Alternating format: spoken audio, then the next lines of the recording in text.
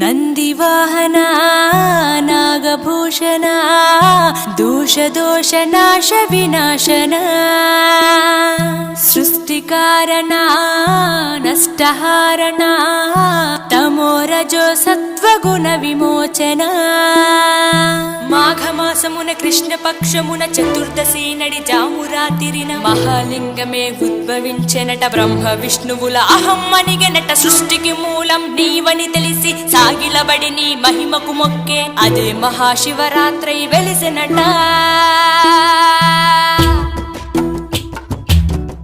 అరే ఓ జంగమా విభూది లింగమా, పక్కన పార్వతమ్మ తలపై గంగ